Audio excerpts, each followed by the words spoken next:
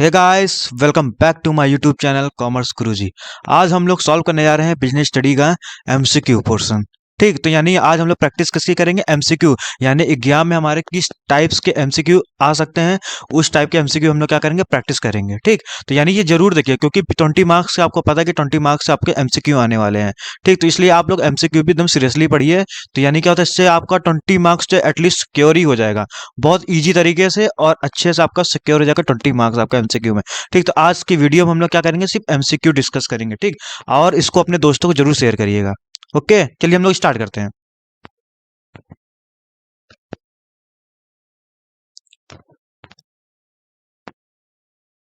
2 second.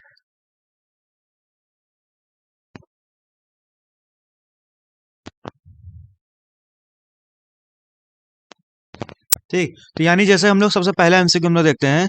Rishabh join. ठीक, Rishabh join entertainment company अवतार। ऋषभ ने ज्वाइन किया एक इंटरटेनमेंट कंपनी है जिसका नाम क्या है? अवतार। ठीक, और एज अ क्रिएटिव हेड, यानी ये क्या है? एज अ क्रिएटिव हेड इसने ज्वाइन किया था। As a manager looking after the creative unit of the company, one of the function he has to perform is the process of organizing. यानी क्या कर रहा है ये? कोई परफॉर्म कर रहा है कोई भी फंक्शन, जो कि क्या कर रहा है? प्रोसेस ऑफ ऑर्गेनाइजिंग का। ठीक, which steps of the process will need to perform after identifying and dividing the work has to be done in accordance with the previously determined plan. यानी ये बोल रहा है किसने क्या किया? पहले आइडेंटिफाई कर लिया, फिर डिवाइड कर दिया वर्क को। ठीक, किसके अकॉर्डिंग? अपने प्रीवियसली प्लान के अकॉर्डिंग। अब इसके आगे क्या करेगा वो? तो इसके आगे क्या करेगा? आप लोग जानते हैं ना, जैसे हम लोग क्या पहले था कि हम लोग पहले आइडेंटिफाई करेंगे फिर डिवाइड करेंगे। ठीक, उसके बाद क्या करते हैं हम लोग? डिपार्टमेंटलाइज करते हैं। ओके, ठीक, उसके बाद हम लोग क्या करते हैं? डिपार्टमेंटलाइज करते हैं। पहले हम लोग आइडेंटिफाई करते हैं, फिर उसको क्या करते हैं? वर्क को डिवाइड कर देते हैं। वर्क को डिवाइड करने के बाद क्या करते हैं? फिर उसके अकॉर्डिंग हम लोग क्या करते हैं? डिपार्टमेंट बनाते हैं। ठीक, तो यानी इसका आंसर क्या होगा? डिपार्टमेंटलाइजेशन होगा। ओके, अब हम लोग सेकंड एमसीक्यू की बात करते हैं। Which characteristic of the business environment is highlighted when changes are taking place too frequently and its become difficult to predict the future. यानी ये बोला कौन सा कैरेक्टरिस्टिक होता है हमारे बिजनेस इन्वायरमेंट का जो कि क्विकली चेंज हो जाता है ना, यानी वो क्विकली चेंज हो जाता है और उसको कोई प्रिडिक्ट करना बड़ा डिफिकल्ट होता है, उसको कोई प्रिडिक्ट नहीं कर सकता है। तो आप सबको पता है कि जो हमारी अनसर्टेनिटी होती है ना, हमारी जो अनसर्टेनिटी होती है उसको कोई भी प्रिडिक्ट नहीं कर सकता है। अनसर्टेनिटी क्या होती है? वो तो अनसर्टेन होती है, उसको कोई प्रिडिक्शन नहीं कर सकता। वो तो अचानक होती है ना वो चीजें। जो चीजें अचानक होती है उसको कोई प्रिडिक्शन कर सकता है क्या? कोई नहीं कर सकता है। तो यानी इसका ऑप्शन क्या होगा हमारा? अनसर्टेनिटी। ओके, अब हम लोग नेक्स्ट बात करते हैं थर्ड एमसीक्यू की। यहाँ क्या लिखा है? Arohan limited is a company manufacturing automobiles where division of work into key area. यानी क्या कहला? ये मैन्युफैक्चरिंग कंपनी है ऑटोमोबाइल्स की, वेयर डिवीजन ऑफ वर्क जो है क्या है? की एरिया इंक्लूडेड प्रोडक्शन। जो हमारा की एरिया क्या है? हमारा प्रोडक्शन है, परचेस है, मार्केटिंग है और अकाउंट एंड पर्सनल है। Which of the following is a disadvantage of the organization. यानी ये बोला है इसने जो डिवीजन ऑफ वर्क किया है वो अपने की एरिया में किया, जो यानी जो कंपनी का मेन पोर्शन होता है, यानी जहाँ मेन वर्क होता है कंपनी का ना। की एरिया क्या होता है? जो कंपनी का मेन वर्क जहाँ होता है, मेन एरिया होता है। तो जो मेन एरिया में इसने क्या किया? वर्क को डिवाइड कर दिया है। ठीक, तो यानी वर्क को जब डिवाइड कर दिया मेन एरिया में, की एरिया में, तो उसके क्या डिसएडवांटेज हो सकता है ऑर्गेनाइजेशन में? ठीक, तो यानी क्या हो सकता है? It may lead to increase in cost. ये भी हो सकता है। Managers may gain power and assert independence and ignore organizational interest. It ensure that different function of get due attention. Head do not getting training for top management position. अच्छा ये बताइए, जो की एरिया होता है वो तो टॉप लेवल वाला होता है, टॉप पोजीशन वाली चीजें होती हैं। तो यानी कि जो हमारे लोअर लोग होते हैं अगर उनको डिवाइड कर देंगे तो उनके पास तो ट्रेनिंग होती नहीं है। क्लियर है? तो यानी मेरे हिसाब से तो इसका ऑप्शन नहीं होना चाहिए कि जो हेड्स होता है do not gate training for top management position. यानी इसका डिसएडवांटेज ये होता है, अगर हम लोग क्या करते हैं की एरिया में इसको डिवाइड कर देते हैं, इसका डिसएडवांटेज ये हो सकता है कि जो हमारे जिनको डिवाइड कर रहे हैं ना, तो उनको क्या कहते हैं? वो ट्रेनिंग नहीं हो, टॉप मैनेजमेंट पोजीशन को उनको क्या है? ट्रेनिंग नहीं है। क्लियर है? तो इसका डिसएडवांटेज ये हो सकता है। Got it? अब हम लोग बात करते हैं फोर्थ एमसीक्यू की। फोर्थ एमसीक्यू की हम लोग बात करते हैं identify the dimensions of the business environment ना। यहाँ पे हमको डायमेंशन को क्या करना है? आइडेंटिफाई करना है। Business environment illustrated by the picture given above in which Sapna. ये सपना की फोटो है, देख लीजिए ध्यान से। Who has join the workforce recently is working on accounting software. यानी ये बोले सपना क्या किया है? उसने ज्वाइन किया है वर्क, हाँ, उसमें क्या किया? वो अकाउंटिंग सॉफ्टवेयर पे काम कर रही है ना, अकाउंटिंग सॉफ्टवेयर काम कर रही है। तो यानी इसमें आइडेंटिफाई करना है ये किससे रिलेटेड है ना, ये किससे रिलेटेड है हमारा? तो यानी technical and social, political and economic, या टेक्नोलॉजिकल एंड पॉलिटिकल या फिर सोशल एंड लीगल? आपको क्या लगता है किससे रिलेटेड हो सकता है ये? टेक्नोलॉजिकल पॉलिटिकल से रिलेटेड हो सकता है, अकाउंटिंग सॉफ्टवेयर पे काम कर रही है, या फिर पॉलिटिकल या इकोनॉमिक हो सकता है, या टेक्नोलॉजिकल या सोशल होता है, या सोशल एंड लीगल हो सकता है? क्या हो सकता है? कमेंट में बताइएगा इसको जरूर। चलिए मैं ही बता देता हूँ। इसमें क्या होगा हमारा? टेक्नोलॉजिकल एंड सोशल होगा यहाँ पे। क्लियर है? ये क्या हमारा टेक्नोलॉजिकल और सोशल होगा यहाँ पे। Got it? क्योंकि आप ये बताइए सोशल एंड लीगल इसलिए नहीं हो सकता क्योंकि लीगल में तो हमारे लीगल कंप्लायंस वाली चीज आ जाती है। और पॉलिटिकल भी नहीं हो सकता है, अकाउंटिंग सॉफ्टवेयर काम करे, पॉलिटिकल से कोई रिलेशन ही नहीं है ना। और टेक्नोलॉजिकल से है रिलेशन मगर टेक्नोलॉजी से पॉलिटिकल से नहीं है। और सोशल से रिलेशन क्यों हो सकता है? टेक्नोलॉजिकल यानी देखिए अकाउंटिंग सॉफ्टवेयर काम करिए वो टेक्नोलॉजिकल काम है। और सोशल यानी जब अकाउंटिंग सॉफ्टवेयर पर सही काम करेंगे, सही रिजल्ट दिखाएंगे, तो यानी कहेंगे ये सोसाइटी के लिए काम वेलफेयर बढ़िया रहेगा ना। सोसाइटी को अच्छी रिपोर्ट पता चलेगी कि बिजनेस की एक्चुअल रिपोर्ट क्या है। ठीक। अब हम लोग बात करते हैं identify the reason which makes management important in the light of the fact. यहाँ थोड़ा सा ब्लर, इसको थोड़ा सा एडजस्ट कर लीजिएगा आप लोग। Identify the reason which makes management important in the light of the fact it is generally seen individual and organization resist change. A change often means moving from a familiar secure environment into newer a more challenging one। यानी क्या कर रहे हैं, जो हमारा secure environment था उससे क्या हो रहा है, सिक्योर और फैमिलियर जो इन्वायरमेंट था अब वो चेंज होकर नया इन्वायरमेंट आ रहा है ना। तो ये किससे रिलेटेड हो सकता है ये आपका? तो ये हमारा डायनेमिक हो सकता है ना। आपको पता है कि मैनेजमेंट जो होता है हमारा, ये मैनेजमेंट का फीचर नहीं होता। मैनेजमेंट क्या होता है? क्रिएट डायनेमिक ऑर्गेनाइजेशन ना। क्लियर है? तो मैनेजमेंट क्या करता है? क्रिएट करता है डायनेमिक ऑर्गेनाइजेशन। यानी क्या करता है, हम लोग यहाँ पे आसानी से क्या कर सकते हैं, जो हमारा न्यू चीजें अडॉप्ट कर न्यू चीजें जो हमारी अडॉप्ट करती है कंपनी, तो उसके लिए फैमिलियर बनाने में क्या करती है, हमारी हेल्प करती है मैनेजमेंट। इसलिए अगर हमारा मैनेजमेंट अच्छा होगा तो हम लोग डायनेमिक चेंजेस को आसानी से क्या कर सकते हैं, हमारी ऑर्गेनाइजेशन अडॉप्ट कर सकती है। Got it? अब हम लोग बात करते हैं the government of India made an announcement. यानी गवर्नमेंट ऑफ इंडिया ने क्या किया है, इसने अनाउंसमेंट किया है रिगार्डिंग डीमोनेटाइजेशन नोटबंदी ना of the Indian economy on November 8 2016 ना। इसने नवंबर 2016 में क्या किया था, अनाउंसमेंट किया था।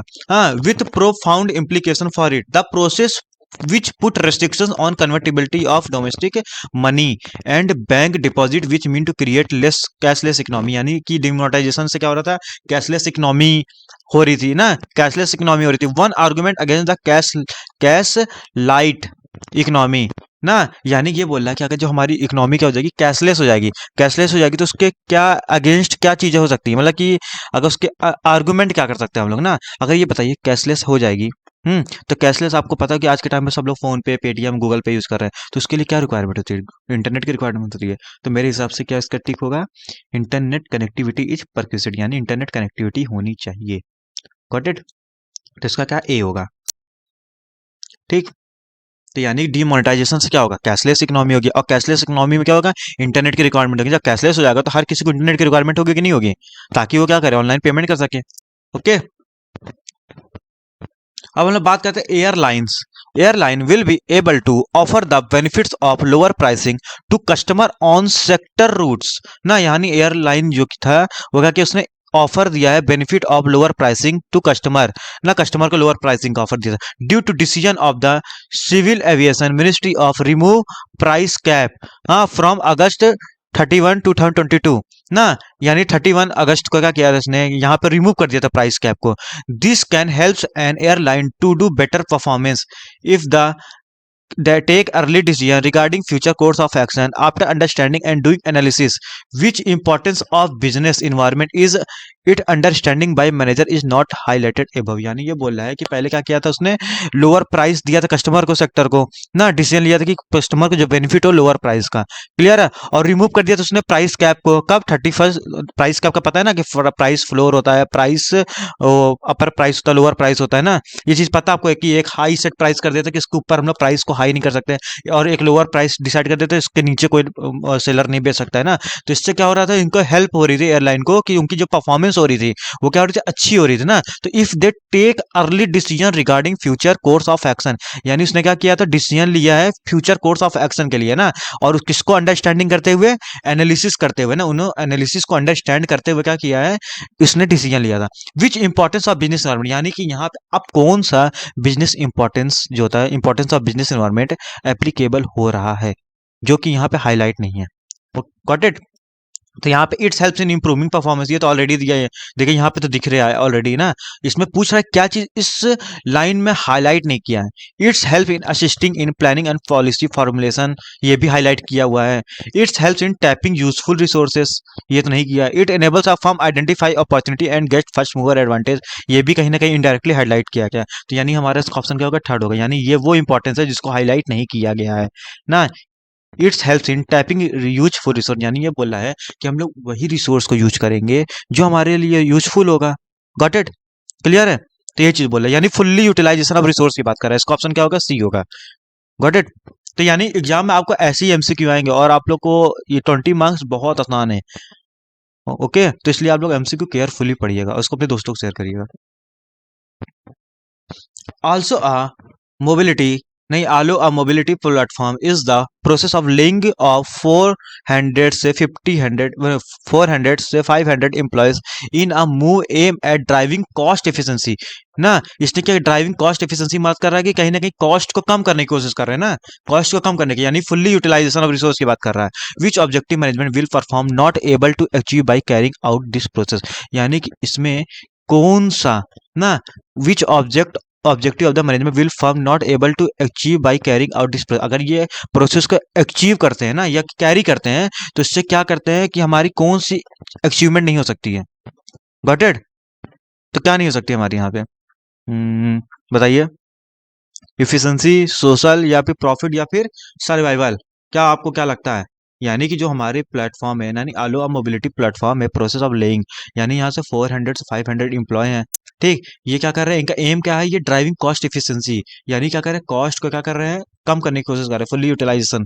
ठीक, यानी जो इसका ऑब्जेक्टिव ऑफ द मैनेजमेंट है वो नहीं अचीव हो पा रहा है। कौन सा ऑब्जेक्टिव है, ये प्रोसेस को परफॉर्म करने से कौन सा ऑब्जेक्टिव हम लोग अचीव नहीं कर पाएंगे।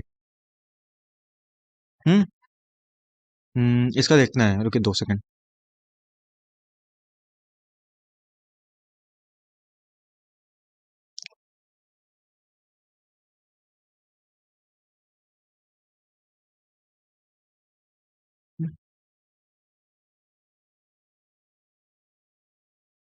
एट एट एट, ये देखिए ऑप्शन बी, सोशल ऑब्जेक्टिव ना। क्यों social objective, social objective of business includes production and supply of quality and standard goods and service, adoption of fair trade practice and contribution to the general welfare of the society and provision of the welfare amenities, यानी ये बोल रहा है कि यहाँ पे social objective हम लोग अचीव नहीं कर पाएंगे। क्यों क्यों नहीं कर पाएंगे, क्योंकि यहाँ पे production and supply of quality goods, यानी हम लोग क्या कर रहे हैं, कॉस्ट एफिशिएंसी कर रहे हैं। जब हम लोग कॉस्ट को बचाने की कोशिश कर रहे हैं तो कहीं ना कहीं क्वालिटी में क्या होता है, खराबी आ जाती है।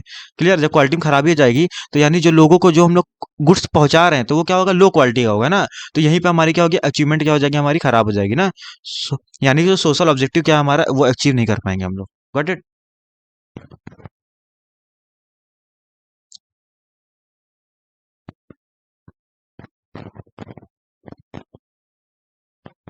अब हम लोग बात करते हैं 9 MCQ। ठीक, राधा स्टार्टेड आ होम कुक्ड फूड डिलीवरी ना, राधा ने स्टार्ट किया है होम कुक्ड फूड डिलीवरी डाबा सर्विसेज ना, उन्होंने क्या किया है, डब्बा सर्विसेज उन्होंने क्या किया है, यहाँ पे स्टार्ट किया है। ठीक, बिजनेस।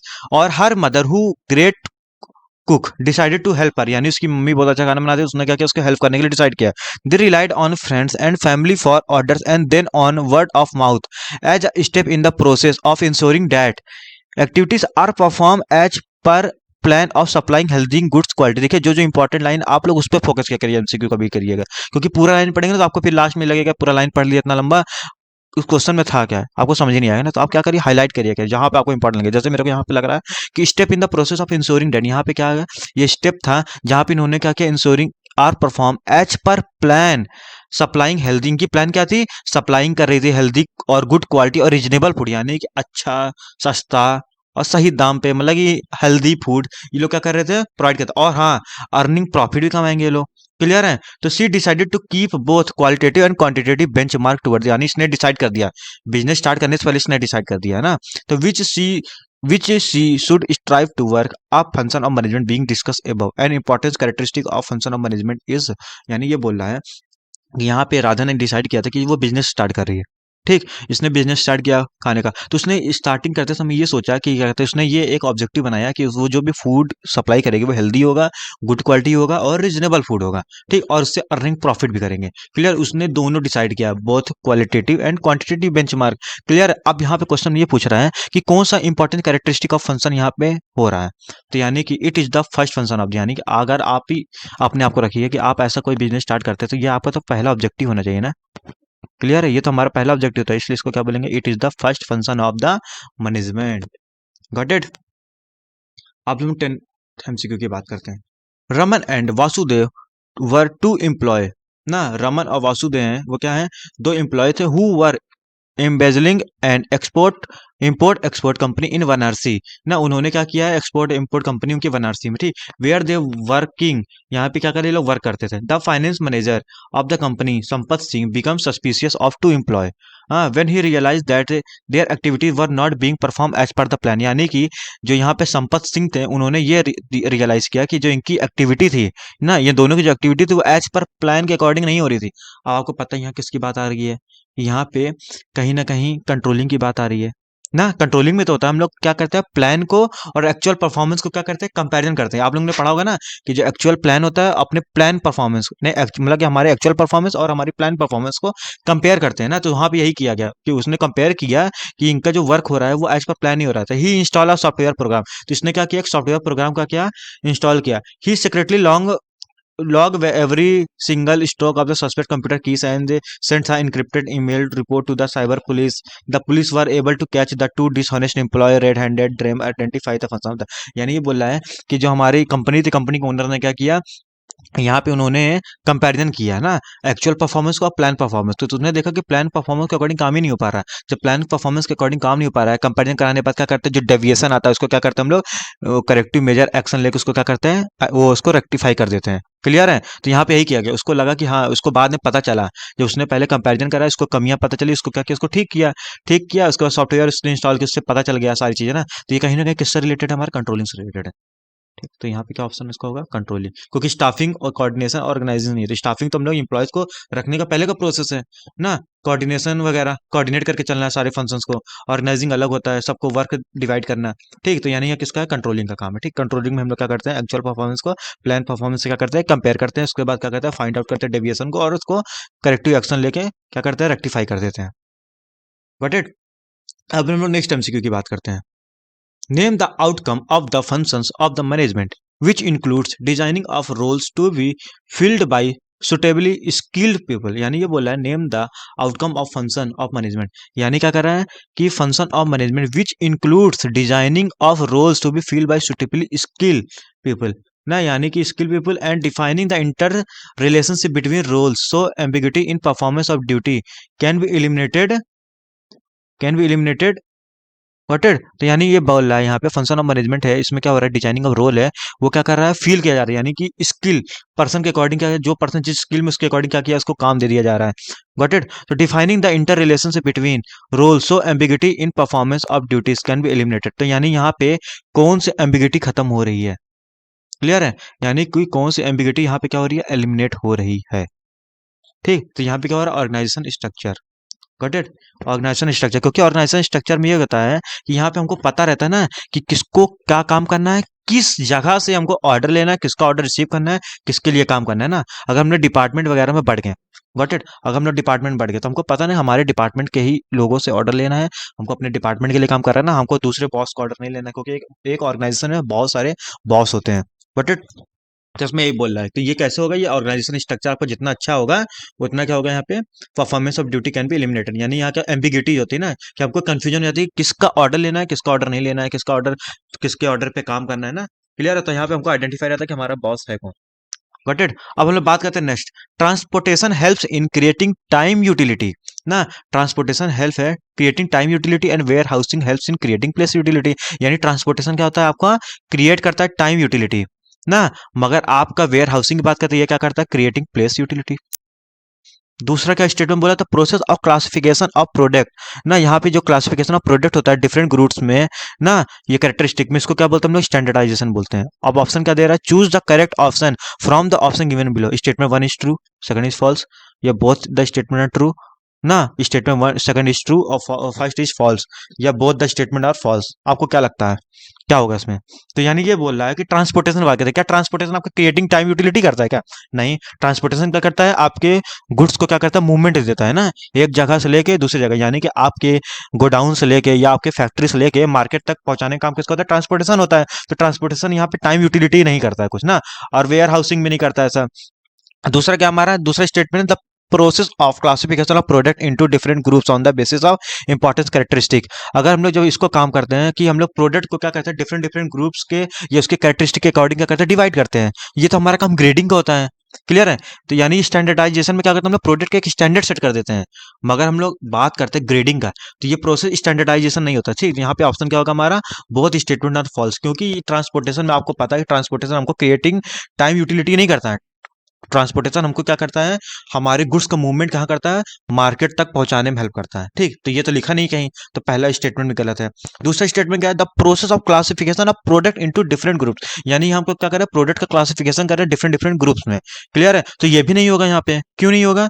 क्योंकि ये काम किसका होता है? हमारा ग्रेडिंग का होता है, क्योंकि हम लोग प्रोडक्ट के ग्रेडिंग के अकॉर्डिंग क्या करते हैं? उसको कैटेगरी करते हैं और क्लासीफाई करते हैं। तो दोनों ऑप्शन क्या है यहाँ? गलत है। Got it?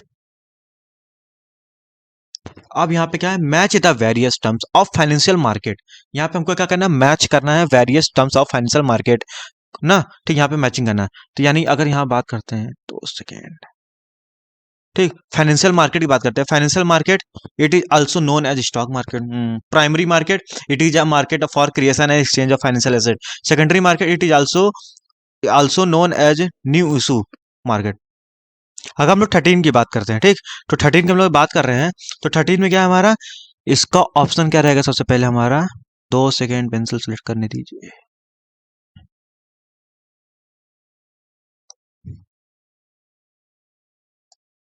ठीक, 13 का हमारा क्या रहेगा? ए रहेगा। क्यों? क्योंकि देखिए जो हमारा ए है, ठीक, फाइनेंशियल मार्केट, तो यानी क्या बोला? फाइनेंशियल मार्केट क्या होता है? It is a market. Financial market हमारा वो मार्केट होता है जो हमारा creation and exchange of financial asset, यानी हम लोग क्या करते हैं यहाँ पे? फाइनेंशियल एसेट को क्या करते हैं? एक्सचेंज करते हैं, उसको हम लोग क्या बोलते हैं? फाइनेंशियल मार्केट बोलते हैं। Got it? क्लियर है? और हमारा हम लोग बात करते हैं, ठीक, प्राइमरी मार्केट क्या होता है? ये प्राइमरी मार्केट जो होता है हमारा, जब कंपनी फर्स्ट टाइम शेयर्स को क्या करती है? इशू करती है। ठीक, कंपनी फर्स्ट टाइम शेयर को क्या करती है? इशू करती है। Got it? तो यानी कंपनी जब फर्स्ट टाइम शेयर को इशू करती है, इसको क्या बोलते हैं हम लोग? न्यू इशू मार्केट बोलते हैं। ये क्या होगा हमारा? Primary market. ठीक, उसके बाद हम लोग सेकेंडरी मार्केट बात करते हैं। सेकेंडरी मार्केट क्या होता है? जो हमारा स्टॉक मार्केट होता है, यहाँ पे हम लोग क्या करते हैं? परचेस वगैरह करते हैं।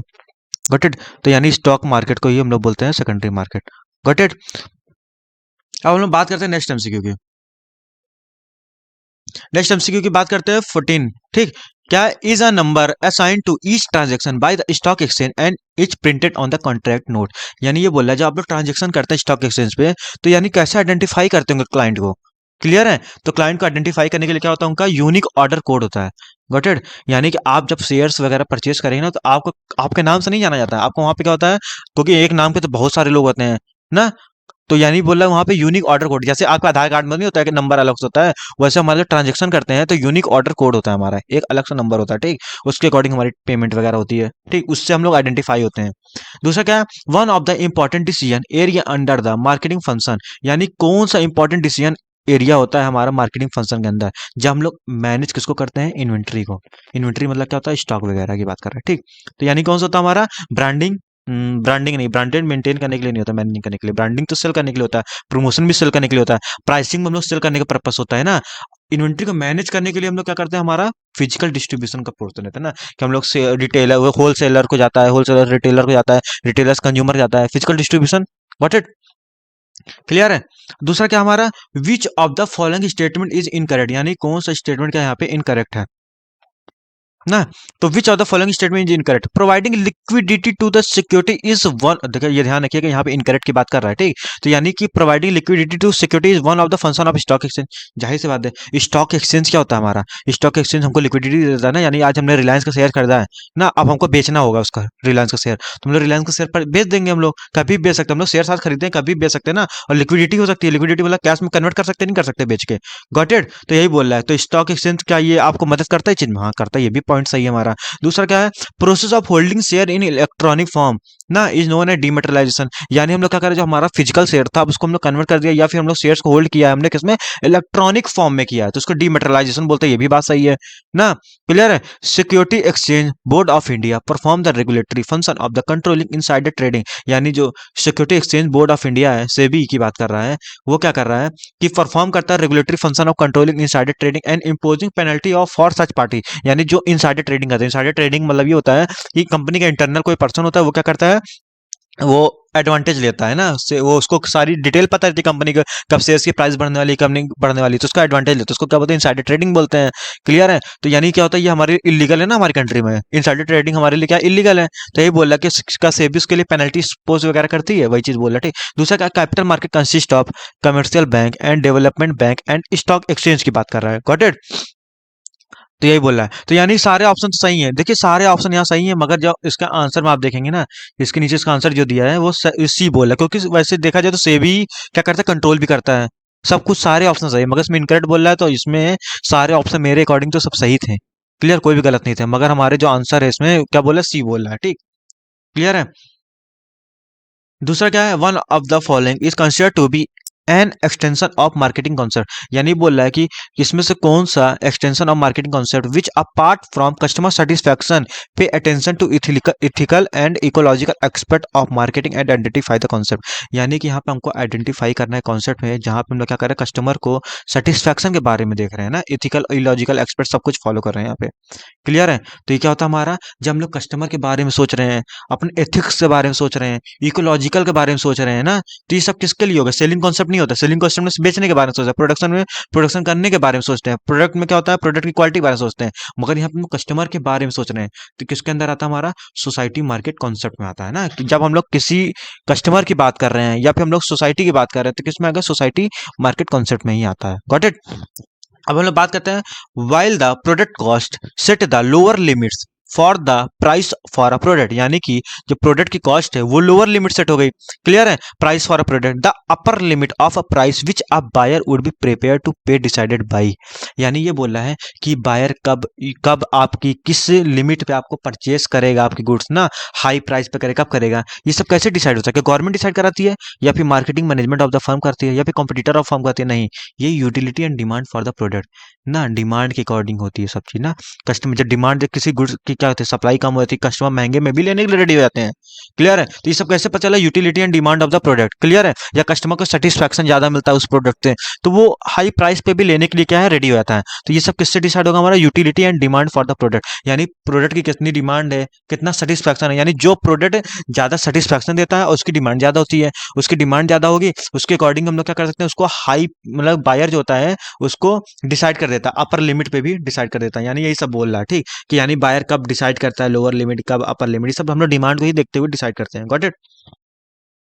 दूसरा क्या है, the which of the following statement is about advertising incorrect. यानी एडवर्टाइजिंग के लिए कौन सा स्टेटमेंट यहाँ पे गलत है, इनकरेक्ट की बात कर रहे हैं। ठीक। ये ध्यान रखिए कि एग्जाम में कब करेक्ट बोला, कब इनकरेक्ट बोला। ठीक। इनकरेक्ट वाले में आप लोग क्या कहते हैं, करेक्ट वाले टिक करके चले आते हैं। तो it is a personal form of communication या it is paid form of communication, ये तो सही है भाई, पैसे में होता है। It is a mass selling technique, यानी हमको ज्यादा बेचना है उसकी टेक्निक होती है। It is inflexible as the message can not adjusted to the needs of the buyer. क्या लगता है आपको, 2 सेकंड 2 सेकंड।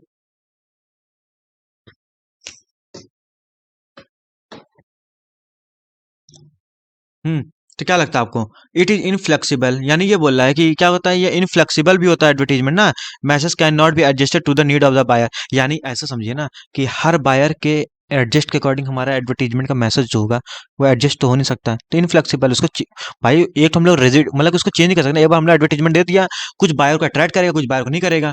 क्लियर है। सारे लोग को एडजस्ट हो जाएगा जरूरी है क्या, नहीं होगा। ये भी स्टेटमेंट सही दिया है। तो यानी क्या होता है, ये पर्सनल फॉर्म ऑफ कम्युनिकेशन नहीं होता। पर्सनल फॉर्म ऑफ कम्युनिकेशन हम लोग कब बोल सकते हैं इसको, तो ये ऑप्शन हमारा सही, पर्सनल फॉर्म ऑफ कम्युनिकेशन तब बोल सकते हैं जब हम लोग, मैंने गया पर्सनल एडवाइस दिया, भैया ये प्रोडक्ट ले लो, ये कार ले लो, ये कार बहुत अच्छी है ना, इसकी माइलेज बहुत अच्छी है, इसकी एवरेज बहुत अच्छी है, मतलब ये सब चीज मैंने दे दिया। पर्सनल पर्सनल मैंने क्या दिया, अपना ओपिनियन दिया, तो ये क्या हो गया, पर्सनल कम्युनिकेशन हो गया ना। एडवर्टीजमेंट क्या, तो एडवर्टीजमेंट तो सभी के लिए होता है ना, टीवी में जो ऐड आ रहा है क्या आपके लिए पर्सनल आ रहा है क्या, नहीं, वो सभी के लिए एडवर्टीजमेंट आ रहा है टीवी में। Got it.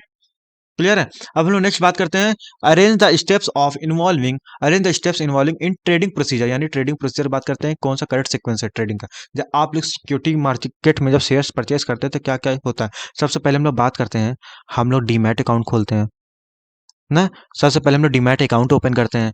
Demat account open करने के बाद क्या करते हैं हम लोग, ऑर्डर को प्लेस करते हैं, प्लेस ऑर्डर करते हैं ना। नेक्स्ट क्या है यहाँ पे, प्लेस ऑर्डर करने के बाद क्या करते हैं हम लोग, एग्जीक्यूट करते हैं ऑर्डर को ना, एग्जीक्यूट करते हैं ऑर्डर को। गॉट इट, एग्जीक्यूट करते हैं। एग्जीक्यूट करने के बाद क्या होता है, लास्ट में सेटलमेंट होता है। क्लियर है। तो यानी अगर हम लोग बात करते हैं, सबसे पहला हमारा क्या, ओपनिंग। देखिए कहाँ सबसे पहला है, ये ओपनिंग ना। सेकंड हमारा, सेकंड ऑप्शन। फिर क्या करते हैं हम लोग, प्लेसिंग करते हैं, थर्ड। फिर हम लोग क्या करते हैं, एग्जीक्यूशन करते हैं, फोर्थ। फिर फर्स्ट, यानी सेकंड थर्ड फोर्थ फर्स्ट। तो यानी किसमें आपको दिख रहा है ऐसा ऑप्शन, ये है। तो यानी इसका ऑप्शन डी क्या है, करेक्ट। Got it. अब हम लोग बढ़ते हैं नेक्स्ट एमसीक्यू की तरफ। अब हम लोग नेक्स्ट एमसीक्यू की तरफ बढ़ते हैं। ठीक, अगर हम लोग बात करते हैं नेक्स्ट एमसीक्यू के, उसमें क्या बोला, Stelo plastic makers has decide to include a team of dynamic manager in the company for this वे वांट टू जज the pattern of interest of potential manager. यानी कि जो स्टीलो प्लास्टिक मेकर था उसने एक टीम, डायनेमिक टीम बनाई थी।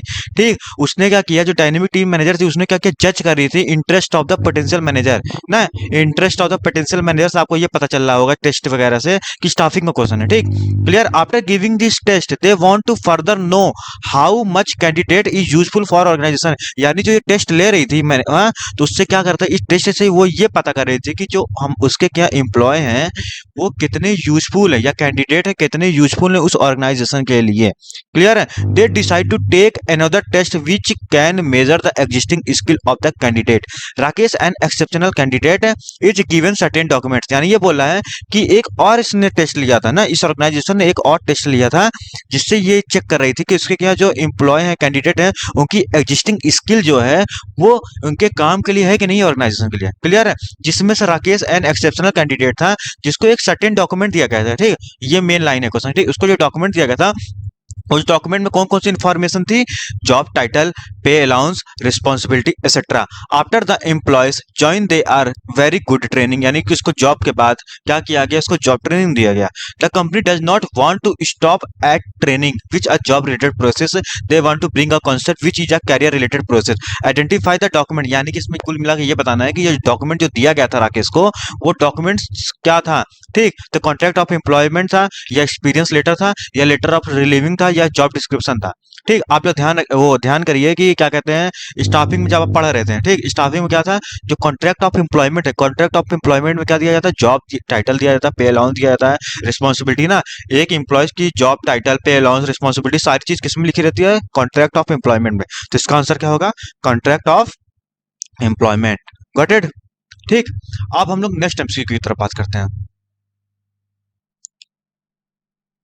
Mohan runs security service provider agency, considering that psychological testing is a critical step for judging potential of the prospective candidate for a career in law enforcement। यानी कि मोहन ने क्या किया था, मोहन एक सिक्योरिटी सर्विस एजेंसी क्या कर रहा था, चला रहा था। ठीक, जिसमें से उसमें क्या किया था, उसको एक अपॉइंटमेंट, यानी कि इसको किसी ऑफिसर को रखना पड़ता है।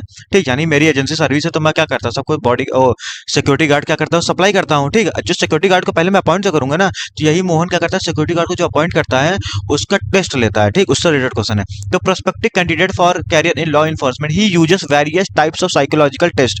यानी कि साइकोलॉजिकल टेस्ट यूज किया था उसने सिलेक्शन प्रोसेस में। ठीक, यानी जब सिलेक्शन कर रहा था तो उसमें कई सारे साइकोलॉजिकल टेस्ट किया था। This is done ensure that potential new officer are emotionally and psychological suited to carry out the requirement of the job. यानी कि जो नया पोटेंशियल ना, यानी कि जो नया ऑफिसर आ रहा है उसका पोटेंशियल चेक करने के लिए कि वो इमोशनली और साइकोलॉजिकल फिट है कि नहीं है इस जॉब के लिए। ठीक, तो यानी कि हमको आइडेंटिफाई करना है जो टेस्ट मोहन ने लिया था। ठीक, मोहन जो टेस्ट ले रहा था अपने ऑफिसर का, वो कौन सा टेस्ट है। क्लियर है, वो कौन सा टेस्ट है जो मोहन ने अपने ऑफिसर से लिया है। सोचिए आप लोग एक बार, सोचिए एप्टीट्यूड टेस्ट है कि इंटरेस्ट टेस्ट है कि पर्सनालिटी टेस्ट है कि इंटेलिजेंट टेस्ट है। एक बार थोड़ा दिमाग में जोर डालिए।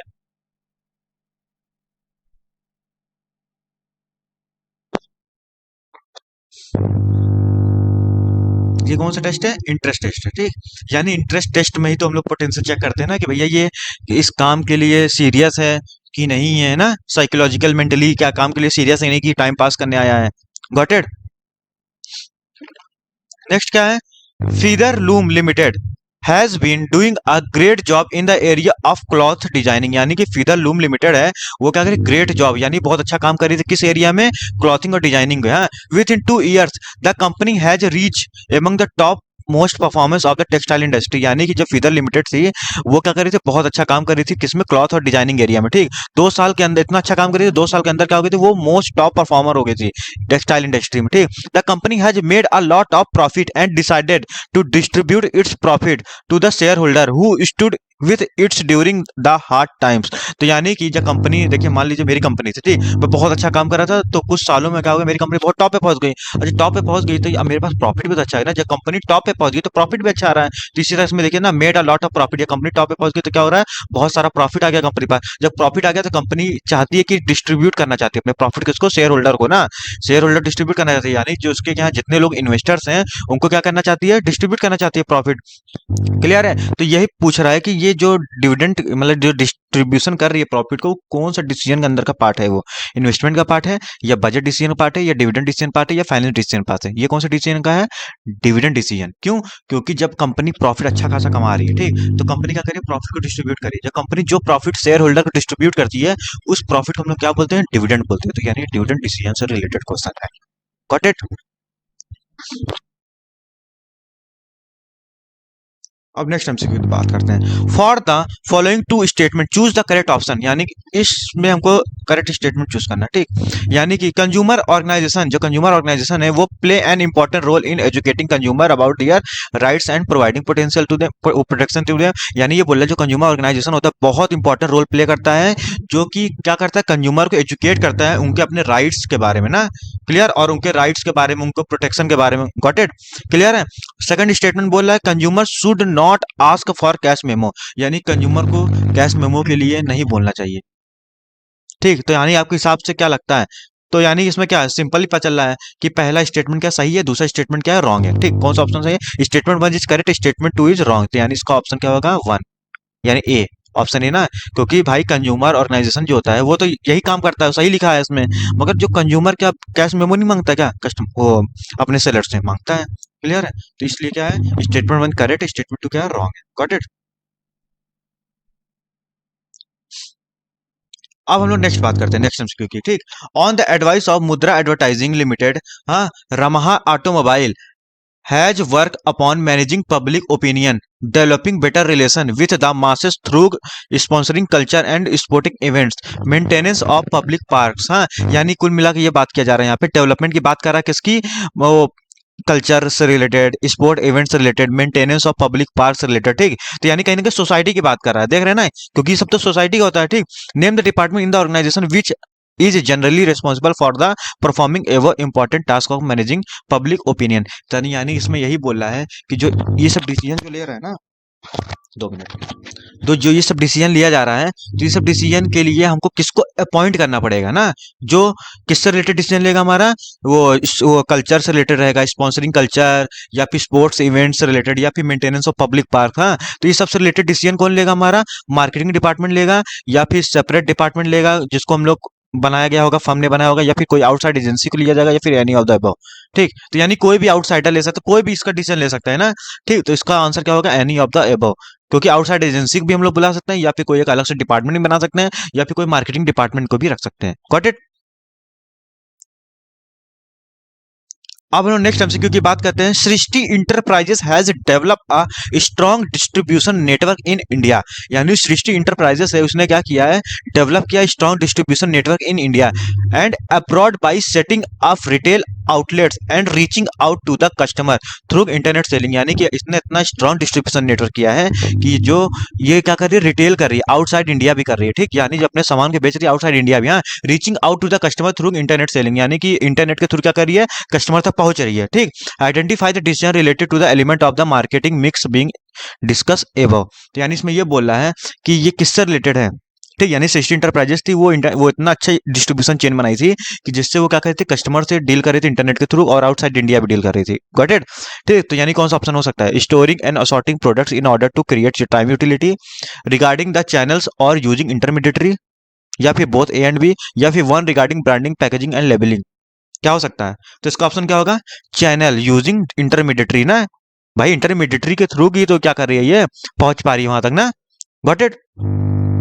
नेक्स्ट एमसीक्यू की बात करते हैं। यमुना की भुजिया offered its product at competitive price even while offering customer service like gift pack, aging and free home delivery to become a household name। ठीक, यानी बोला यमुना की भुजिया है, उसने ऑफर किया पब्लिक को एक प्राइस, जिससे क्या कर रहा है उसमें, और प्राइस जो ऑफर किया, कॉम्पिटिटिव प्राइस ऑफर किया, कॉम्पिटिटिव प्राइस के साथ साथ क्या क्या है, उसको एक सर्विस दे रही है एक्स्ट्रा, गिफ्ट पैकिंग की, फ्री होम डिलीवरी की ना। क्लियर है? Become a house hold name. ठीक, तो यानी ये पूछ रहा है कौन सा फैक्टर है जो कि मार्केटिंग मिक्स को क्या कर रहा है, अफेक्ट कर रहा है। ठीक, तो ये आपका मार्केटिंग मेथड यूज हो सकता है, या फिर extent of competition in the market हो सकता है, या ऑब्जेक्टिव हो सकता है, या प्रोडक्शन कॉस्ट हो सकता है। ये बस सोचिए, थोड़ा दिमाग लगाइए, ऐसी एमसीक्यू आएगा एग्जाम में। ओके, सोचिए थोड़ा सा।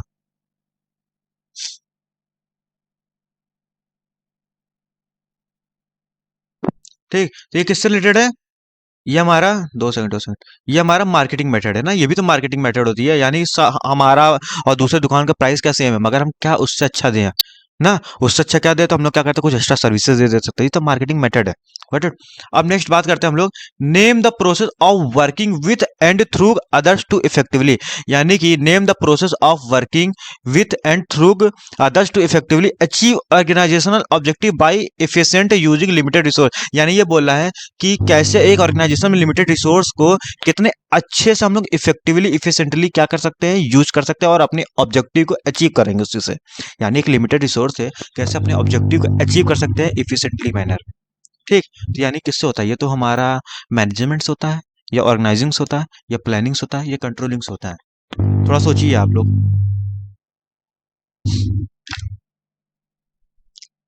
थोड़ा सोचिए, इसमें बहुत इजी है ये वाला।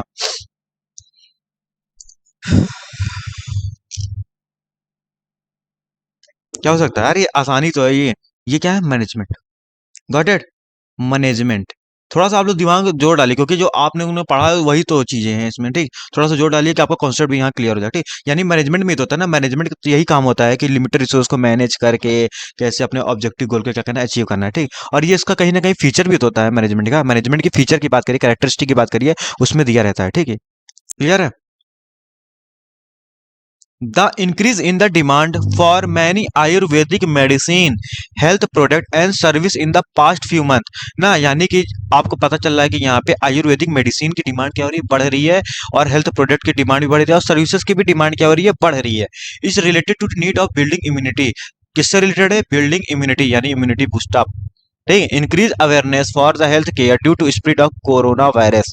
ठीक, इस तरह क्वेश्चन भी आ सकते हैं। ठीक, identify the feature of business environment is being describe our, यानी यहाँ पे कौन सा फीचर यहाँ पे बिजनेस इन्वायरमेंट का अटैच है। ठीक, तो आपको स्पेसिफिक, जनरल, या रिलेटिवली, या फिर इंटर रिलेटेडनेस, या फिर नॉन ऑफ द अबव। क्या हो सकता है, तो इसका क्या होगा, हमारा इंटर रिलेटेडनेस होगा। Got it? ठीक, क्योंकि कोविड आ रहा है, कोविड से क्या होता है, कोविड से इम्यूनिटी पे इफेक्ट आ रहा है, और इससे क्या हो रहा है, मेडिसिन को, मेडिसिन की रिक्वायरमेंट इम्यूनिटी को, तो सारी देख रहे हैं, सारे इंटरलिंक है ना। Got it? ठीक, अब नेक्स्ट बात करते हैं।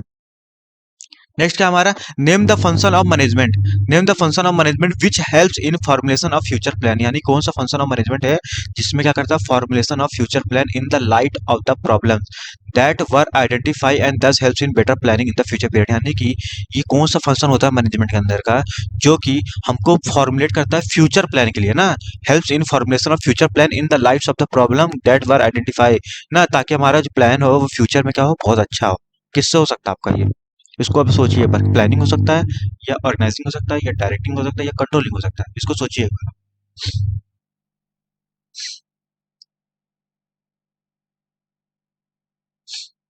प्लानिंग आपको यहाँ पे लग सकता है कि साथ प्लानिंग होगा, प्लानिंग नहीं होगा, क्योंकि यहाँ पे प्लानिंग पास्ट को देखते हुए करना है, अब फ्यूचर में कोई गलतियां ना हो।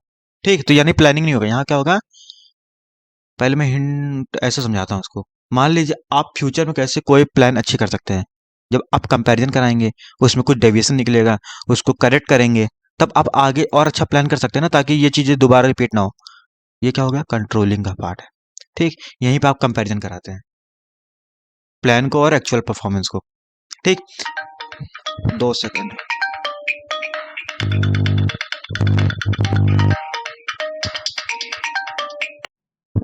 अब आगे का एमसीक्यू हम लोग देखते हैं।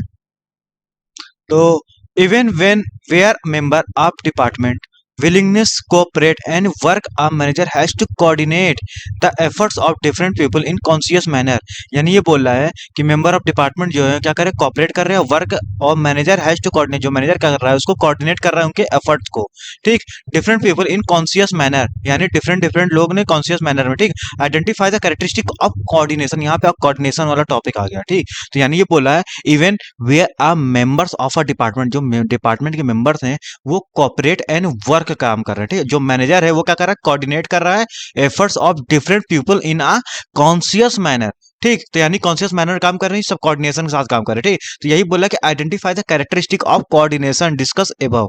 ठीक, तो यानी ये बोला है कि coordination ensure unity of action, या coordination is a continuous process, या coordination is a deliberate function, या फिर coordination is in all pervasive function. तो यानी यूनिटी ऑफ एक्शन मतलब क्या, सब एक जैसा उनका सेम उनका एक्शन होना चाहिए, यानी सेम टास्क होना चाहिए, यानी सेम उनका एम होना चाहिए। या फिर जो कोऑर्डिनेशन जो होता है हमारा कॉन्टिन्यूअस होता है, वो ऑलवेज बार बार बिजनेस में होता रहता है। हाँ, कोऑर्डिनेशन इज डेलिबरेट फंक्शन, या फिर कोऑर्डिनेशन इज ऑल परवेसिव, यानी कोऑर्डिनेशन इज ऑल परवेसिव मतलब ये होता है कि कोऑर्डिनेशन हर एक लेवल पर रिक्वायरमेंट होती है। ठीक, तो ये सबसे सुटेबल नहीं पड़ रहा है।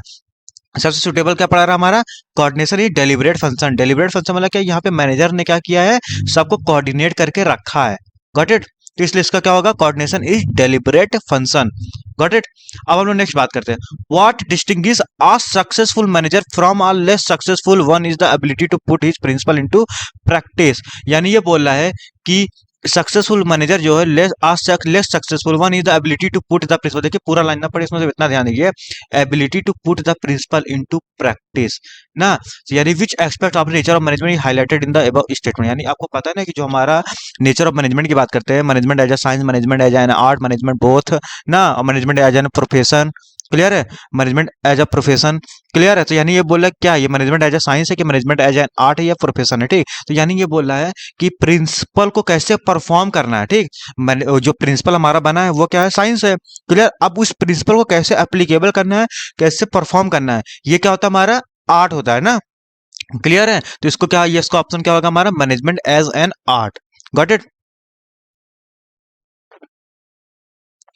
Next, identify the dimension of the business environment illustrated by the picture given above, in which wages are falling out whereas profit are increasing। Clear है, तो ये बताइए, इसमें लिखा लिखा नहीं है कि वेजेस कम हो रहा प्रॉफिट बढ़ रहा है। ठीक, तो ये कैसा है, सोशल इन्वायरमेंट है, पॉलिटिकल इन्वायरमेंट है, टेक्नोलॉजिकल इन्वायरमेंट है, या इकोनॉमिक इन्वायरमेंट है। ठीक, ये क्या है हमारा, इकोनॉमिक इन्वायरमेंट से रिलेटेड है। Got it. क्लियर है, ये हमारा इकोनॉमिक इन्वायरमेंट से क्या है, रिलेटेड है, क्योंकि यहाँ किसकी बात कर रहा है, यहाँ पे वेजेस, देखिए लिखा नहीं है कि वेजेस आर फॉलिंग और where are profit are increasing. Got it.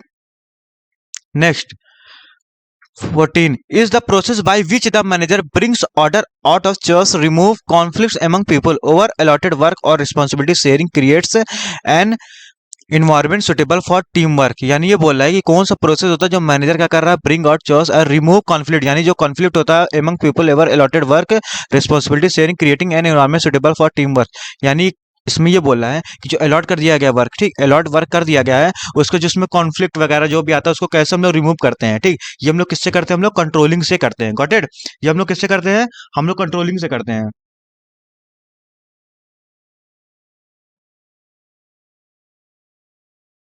2 second 2 second, ये कंट्रोलिंग नहीं होगा, इसमें इसमें क्या होगा हमारा, ऑर्गेनाइजिंग होगा। Got it. इसमें कंट्रोलिंग नहीं होगा, ऑर्गेनाइजिंग होगा। क्यों, क्योंकि ये बता रहा है कि इसमें देखिए पहले हम लोग क्या कर रहे हैं, यहाँ पे वर्क को डिस्ट्रीब्यूट कर रहे हैं, अलॉट कर रहे हैं ना, वर्क को अलॉट कर रहे हैं। ठीक, प्लानिंग का तो प्लान करते हैं, ऑर्गेनाइजिंग क्या होता है, जो प्लान के अकॉर्डिंग क्या करते हैं, सबको अलॉट करते हैं वर्क, डिफरेंट डिफरेंट डिपार्टमेंट क्या करते हैं, ऑर्गेनाइज करते हैं। Got it. उसके बाद जब डिपार्टमेंट सब बढ़ जाता है हमारा, उसके बाद हम लोग क्या करते हैं, स्टाफिंग करते हैं। स्टाफिंग के बाद क्या करते हैं, आगे का सारा प्रोसेस है। ठीक, तो यानी ये बोला इसमें क्या होगा, ऑर्गेनाइजिंग होगा। ठीक, organising is the process by which manager bring out the choice, remove conflict among the people over allotted work and responsibility. यहाँ पे वर्क क्या किया जाता है, ऑर्गेनाइजिंग में हम लोग वर्क को अलॉट करते हैं लोगों को, और रिस्पॉन्सिबिलिटी दिया जाता है। क्लियर है, ताकि कोई कॉन्फ्लिक्ट ना हो। नेक्स्ट, नेक्स्ट की बात करते हैं, match the concept of marketing in column one. इसमें मैचिंग की बात है, ठीक। Product concept, selling concept, marketing concept बात करते हैं, ठीक। प्रोडक्ट कॉन्सेप्ट, मार्केटिंग कॉन्सेप्ट और सेलिंग कॉन्सेप्ट की बात करते हैं। तो देखिए सर, प्रोडक्ट कॉन्सेप्ट की बात करते हैं और relates to maintaining high quality of the product. क्या प्रोडक्ट कॉन्सेप्ट में क्या होता है कि ये रिलेट टू हाई मेंटेनिंग को, ये related to the maintaining high quality of the product. या फिर सेलिंग कॉन्सेप्ट ये होता है क्या, relating to satisfy customer need. या फिर मार्केटिंग कॉन्सेप्ट ये होता है क्या कि related to aggressively persuading the buyer to the purchase the product. Got it. एक बार इसको आप लोग सोचिए एक बार,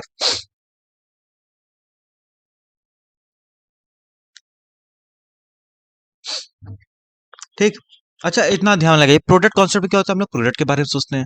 सेलिंग कॉन्सेप्ट क्या होता है, सेलिंग के बारे में सोचते हैं। मार्केटिंग क्या होता है, हम लोग यहाँ पे मार्केट कैसे हम लोग सेल को इंक्रीज करें, ये मार्केटिंग कॉन्सेप्ट होता है, ठीक। तो प्रोडक्ट कॉन्सेप्ट की बात करते हैं। तो प्रोडक्ट कॉन्सेप्ट क्या होता है हमारा, relates to the maintaining high quality of the product. क्योंकि यहाँ पे हम लोग प्रोडक्ट के बारे में सोच रहे हैं, तो किससे रिलेटेड ये हमारा प्रोडक्ट कॉन्सेप्ट से रिलेटेड है, ठीक। और सेलिंग कॉन्सेप्ट की बात करते हैं। सेलिंग कॉन्सेप्ट में क्या होता है हमारा, यहाँ पे हम लोग कैसे बायर को अट्रैक्ट करना है। गॉट इट, क्लियर है। यानी कि सेलिंग कॉन्सेप्ट सेल करना है, ठीक। तो ये हमारा क्या हो गया, बी का 3। Related to the aggressively persuading the buyer to the purchase the product. अब जो बचा लास्ट में इसका मार्केटिंग कॉन्सेप्ट। मार्केटिंग कॉन्सेप्ट क्या होता है, कैसे कस्टमर सेटिस्फाई को हम लोग क्या करें, मतलब कस्टमर की नीड को कैसे सेटिस्फाई करें ना। भाई मार्केटिंग कॉन्सेप्ट आपने पढ़ा होगा ना कि मार्केटिंग कॉन्सेप्ट क्या होता है, हम लोग यहाँ पे आइडेंटिफाई करते हैं कस्टमर को क्या चाहिए, उसी हिसाब से हम लोग को क्या करना है, प्रोडक्शन करनी है, ताकि हमारी सेल्स क्या हो, ज्यादा हो, ठीक। इसका ऑप्शन क्या हो जाएगा हमारा, डी। Got it. चलिए नीचे से स्टार्ट करते हैं अब। Which of the following statement is false for financial market. यानी बोला कि कौन सा स्टेटमेंट जो हमारा फाइनेंशियल मार्केट के लिए क्या है, फॉल्स है, ठीक। Which of the following statement is a false for financial market. तो financial market facilitate difficulty in the purchase and sale of financial asset ना। क्या फाइनेंशियल मार्केट क्या कहते हैं, डिफिकल्टीज देता है क्या, कि जब हमको अपनी सिक्योरिटी वगैरह सेल करनी है। नहीं, फाइनेंशियल मार्केट होता यही लिए है ताकि जो आप सिक्योरिटी खरीदे उसको आप आसानी से क्या कर सके, लिक्विडिटी कर सके। लिक्विडिटी मतलब क्या करे, सेल्स कर सके। ये हमारे लिए इजी बनाता है, डिफिकल्टी नहीं बनाता, ठीक। तो ये क्या है, पहला ऑप्शन गलत है, ठीक। तो यानी इसमें यही पूछा ना कौन सा ऑप्शन गलत है, तो इसका ऑप्शन क्या होगा, ए होगा। ये ध्यान रखिए कि यहाँ पे हमको पूछ रहा है फॉल्स ना, कौन सा स्टेटमेंट फॉल्स है, तो इसका पहला होगा। Got it. अब next 19, for optimal procurement of fund a financial manager identify different available source and compare. यानी ये बोला जो फाइनेंशियल मैनेजर होता है वो क्या करता है, कैसे फंड को अरेंज करना है, और फंड को अरेंज करने के साथ कैसे फुल्ली यूटिलाइज करना है, और कैसे उसको कंपैरिजन करना है कि कौन सी उसके कॉस्ट के अकॉर्डिंग कंपैरिजन करके हमको रेस करना है ना। देखिए मैं फाइनेंशियल मैनेजर, मुझे फंड रेस करना है, तो मैं देखूंगा कि मेरे को इक्विटी ज्यादा सस्ता पड़ रहा है कि डेप्ट ज्यादा सस्ता पड़ रहा है। अगर हमको इक्विटी ज्यादा सस्ता पड़ रहा है, इक्विटी रेस करेंगे। तो यानी हम लोग क्या करेंगे, दोनों कंपैरिजन कराएंगे, और दोनों कंपैरिजन कराने के बाद अगर हमको फंड रेज भी कर लिया, और फंड को क्या करना है, फुल्ली यूटिलाइज करना है, यानी सही जगह पे यूज करना है, वेस्ट नहीं करना है फंड को ना। क्लियर है। ये सब काम किसका होता है, फाइनेंशियल मैनेजमेंट के अंदर आता है, ठीक। तो इसका ऑप्शन क्या होगा 19 का, फाइनेंशियल मैनेजमेंट होगा, ठीक। देखिए लिखा नहीं, ऑप्टिमल प्रोक्योरमेंट ऑफ फंड, ये क्या है इसका पंचवर्ड यानी कीवर्ड इसका, ठीक। इंपॉर्टेंट वर्ड, इससे आप पहचान जाइए। जब ऑप्टिमल प्रोक्योरमेंट ऑफ फंड बोल देगा तो आप समझ जाइए फाइनेंशियल मैनेजमेंट की बात कर रहा है। ये आपने पढ़ा होगा टॉपिक, ठीक। अगर आपको दिक्कत आ रही है तो आप एक बार कॉन्सेप्ट को वापस से जाइए, पढ़िए, ठीक। Dash is used extensively for all types of organization and mainly for taking charge of different activities in any enterprises। यानी ये बोल रहा है कि extensively for all type of organization mainly taking charge of different activities in any enterprises। यानी क्या ऐसी activity जो सारी जगह क्या करते हैं, परफॉर्म करने में हेल्प करती है। सारे टाइप्स का ऑर्गेनाइजेशन में वो चीज किया जाता है। क्या हो सकता है, प्लानिंग हो सकता है, प्लानिंग में सब में किया जाता है, कोऑर्डिनेशन भी सारी जगह किया जाता है, मैनेजमेंट भी सारे ऑर्गेनाइजेशन किया जाता है, स्टाफिंग भी सब में होता है, ठीक। तो यानी सब देखो सारा सुटेबल है इस ऑप्शन में, क्या सारा सुटेबल है ना। मगर सबसे एक्यूरेट क्या हमारा मैनेजमेंट, क्योंकि मैनेजमेंट चाहे हमारा प्रॉफिट ऑर्गेनाइजेशन है चाहे नॉन प्रॉफिट ऑर्गेनाइजेशन है, वहां पे हमारा मैनेजमेंट की रिक्वायरमेंट होती है हर एक ऑर्गेनाइजेशन में। नेक्स्ट हम लोग बात करते हैं, एबीसी लिमिटेड हैज अ डेप्ट इक्विटी रेशियो 3:1 ना। जो एबीसी लिमिटेड है उसका डेप्ट इक्विटी रेशियो कितना है, 3:1 है। Whereas X Y Z limited कितना है, 1:1। यानी हम लोग डेप्ट की बात करते हैं, जो हमारा एबीसी लिमिटेड है वहां पे डेप्ट कितना 3 है, और क्या कहता है, इक्विटी हमारा 1 है, ठीक। तो यानी हमारा डेप्ट ज्यादा इक्विटी के कंपैरिजन में, ठीक। और एक्स वाई जेड में क्या है, दोनों बराबर बराबर है। So name the advantage of ABC limited will over X Y Z limited. यानी कि एबीसी के पास डेप्थ ज्यादा है, तो उसके पास कौन सा एडवांटेज हो सकता है जो कि एक्स वाई जेड के पास एडवांटेज नहीं है? क्यों? क्योंकि इसमें ये हो सकता है कि इसके पास ऑप्शन है ना, क्योंकि इसका डेप्थ क्या है 3 है और इक्विटी क्या है 1 है। ठीक, तो इसके पास ऑप्शन है कि ये इंक्रीज कर सकता है ना। अब ये जो भी फंड रेज करेगा इक्विटी के थ्रू क्या कर सकता है, रेज कर सकता है। क्लियर है? तो यही बोला कि इसके पास ट्रेडिंग ऑन इक्विटी का ज्यादा ऑप्शन रहेगा ना, क्योंकि एबीसी लिमिटेड के पास क्या है, इक्विटी कम है और डेप्थ ज्यादा है। ठीक, जब डेप्थ ऑलरेडी ज्यादा है तो अब उसको कौन सा फंड रेज करना पड़ेगा, इक्विटी करना पड़ेगा, क्योंकि ऑलरेडी डेप्थ तो है ही हमारे पास ना, एक लिमिट तक ही हम लोग डेप्थ को ले सकते हैं। Got it? और जो हमारी एक्सवाइजेड लिमिटेड है इसके पास 1 डेप्थ भी है और 1 क्या है हमारा इक्विटी भी है। ठीक, इनके पास दोनों बराबर, मगर इनके पास क्या है, डेप्थ ज्यादा है, तो इसके पास डेप्थ ज्यादा है तो इसको बराबर करने के लिए क्या करना पड़ेगा, इक्विटी को रेस करना पड़ेगा। तो इनके पास ये एडवांटेज है कि ये इक्विटी में और डीलिंग कर सकते हैं। क्लियर है? Next, ensure that the heads of separate business units in the organization are responsible for profit or loss their units have authority to over it। Clear है? यानी इसमें बोल रहा है कि ensure that the head of separate business, ठीक, heads of separate business units in the organisation are responsible for profit और loss, ठीक, प्रॉफिट और loss of their units and have authority to over it. यानी कि जो separate separate business unit है वो किस चीज के लिए रिस्पॉन्सिबल, वो क्या रिस्पॉन्सिबल है, प्रॉफिट के लिए ना। जब हम लोग क्या कर रहे हैं, डिफरेंट डिफरेंट हेड बांट दिए हैं। ठीक, डिफरेंट डिफरेंट हेड बांटने से हमको ये पता चल जाएगा कि कौन रिस्पॉन्सिबल है लॉस के लिए। सेल्स अलग बढ़ गया, परचेज डिपार्टमेंट अलग है, सारे डिपार्टमेंट अलग अलग है, तो हमको पता चल जाएगा ना किस डिपार्टमेंट से हमको लॉस हो रहा है। तो ये कब पॉसिबल हो पाएगा, ये हमारा डिविजनल स्ट्रक्चर हो पाएगा ना, जब हम लोग सारी चीजों को क्या करेंगे, डिवाइड कर देंगे। तो हम लोग क्या कर सकते हैं, हम लोग यहाँ पे पता कर सकते हैं कि किस डिपार्टमेंट की वजह से हमारा लॉस हो रहा है। अगर मान लो डिपार्टमेंट बटा ही नहीं है तब तो कोई एक्सेप्ट ही नहीं करेगा कि हमारी वजह से लॉस हो रहा है ना। अगर कोई डिपार्टमेंट बांट दिया तो हमको पता चल जाएगा किस डिपार्टमेंट की वजह से हमको लॉस हो रहा है। Got it? तो ये किसकी वजह से पॉसिबल है, डिविजनल स्ट्रक्चर की वजह से पॉसिबल है। ठीक, तो यहाँ पे हमारा एमसीक्यू खत्म है। ठीक, तो हमारे एग्जाम में ऐसे ही एमसीक्यू आएंगे। ठीक, आप लोग एमसीक्यू के लिए प्रिपेयर है, क्योंकि एमसीक्यू में 20 मार्क्स लाना आसान है। ठीक, सोचिए आप 20 मार्क्स सिक्योर कर लेते तो कितना बेनिफिट है आपके लिए। समझ आ रही बात ना, कितना ज्यादा बेनिफिट आपके लिए। उसके बाद आप उधर थ्योरी केस स्टडी वगैरह सॉल्व कर लेंगे तो अच्छा खासा मार्क्स वेटेज हो सकता है आपका। ठीक, यानी अच्छा खासा वेटेज है यार एमसीक्यू का। ठीक, तो एमसीक्यू पे फोकस करिए, इसी तरह एमसीक्यू की प्रैक्टिस करते रहिएगा। ठीक, तो इसको अपने दोस्तों को जरूर शेयर करिएगा अगर आपको हमारी वीडियो पसंद आई है। और हाँ, इसका आपको पीडीएफ चाहिए रहेगा तो आप हमारे टेलीग्राम चैनल पर ज्वाइन कर लीजिए और या हमारे व्हाट्सएप ग्रुप पे, वहां पे मैं इसको सेंड कर दे रहा हूँ इस पीडीएफ को। ठीक, तो हमारे चैनल को जरूर सब्सक्राइब करिएगा और अपने दोस्तों को भी शेयर करिएगा, क्योंकि आई होप आपको ये एमसीक्यू सीरीज अच्छा लगा होगा। आप देख लीजिए कि कैसे आपको एग्जाम में एमसीक्यू पूछ सकता है। ठीक, गॉट इट? Thank you.